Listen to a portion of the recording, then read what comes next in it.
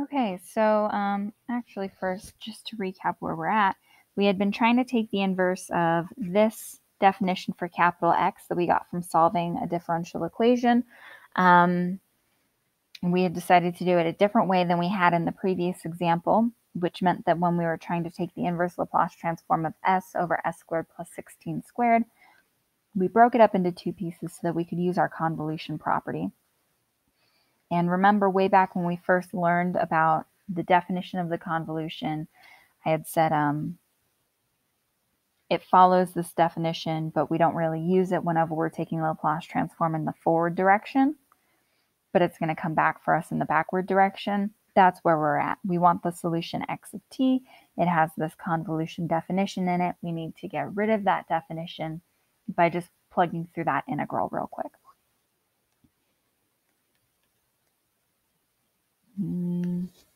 Continued. And I'm going to copy down our x of t real quick. It's L inverse of, it's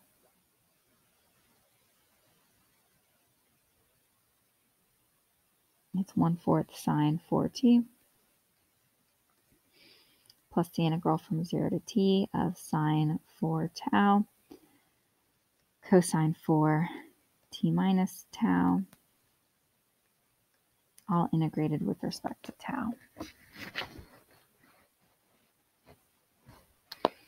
And so the thing that we're worried about is computing this integral right at the end. And something that's going to help us out with that is this trig property that sine alpha cosine beta is equal to 1/2 sine of alpha plus beta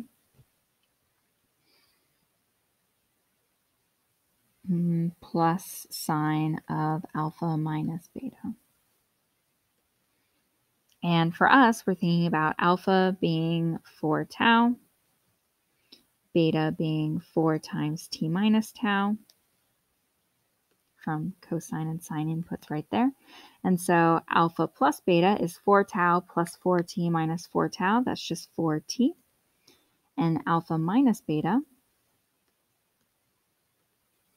is 4 tau minus 4t minus minus 4 tau. So just plus 8 tau minus 4t.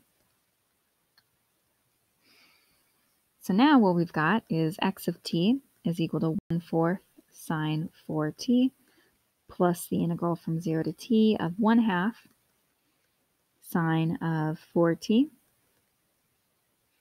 plus sine of 8 tau minus 4t, all of that integrated with respect to tau. I just plugged in this like angle property to replace our input with this thing that's a sum of two sines instead. So 1/4 sine 4t, what I'm going to do is I'm going to plug or pull that 1/2 all the way out. And I'm also going to break up my integrals into two parts. So I've got the integral from 0 to t of sine 4t plus, with respect to tau, plus the integral from 0 to t of sine 8 tau minus 4t, also integrated with respect to tau. So 1/4 sine 4t is fine, plus 1/2 is fine.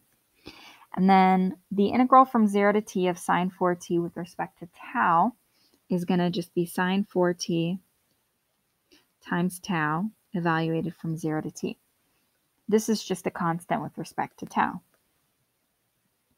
For the second integral, you could do like the long way around u substitution, but I'm just going to go ahead and note that what that takes you to is 1/8 minus cosine of 8 tau minus 4t evaluated from 0 to t. And real quick, I'm just going to say that that's obtained if you wanted to do it the slow way around with a u sub of u equals 8 tau minus 4t du equal to 8 d tau. But hopefully you can kind of see that the same way e to the 8t would be 1/8 e to the 8t. When you're doing sines and cosines, the scalar inside of the argument kind of works the same way. So then let's see. Starting to plug in bounds, we're going to get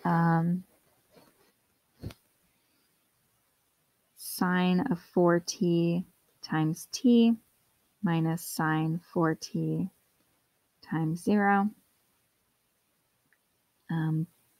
plus 1/8 times minus cosine of 8t minus 4t minus, so plus cosine of 0 minus 4t. Things are going to start to clean up real soon here, don't worry. We've got 1/4 sine 4t plus 1/2 times sine 4t times t minus sine 4t times 0 is just 0. And then we've got plus 1/8 times minus cosine of 4t plus cosine of minus 4t. And what's going to be important to notice is that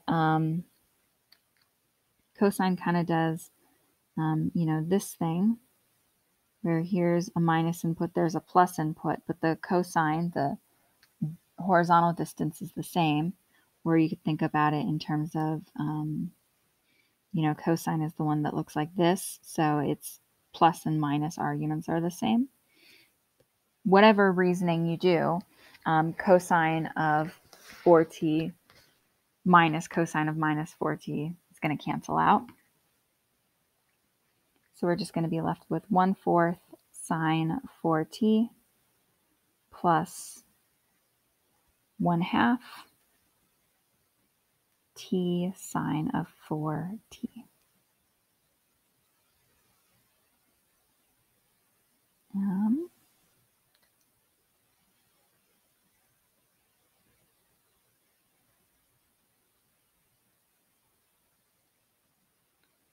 Unfortunately, there should be an extra 1/4 somewhere.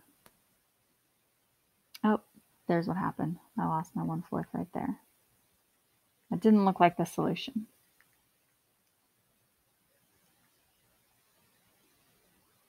Oops. Make my eraser smaller. Okay. So all that happened was when I copied this over from the previous slide, I forgot the 1/4 that was in front of the integral right there. I don't know why it's stuck on the eraser setting. Oh, there we go. Because I never changed it back.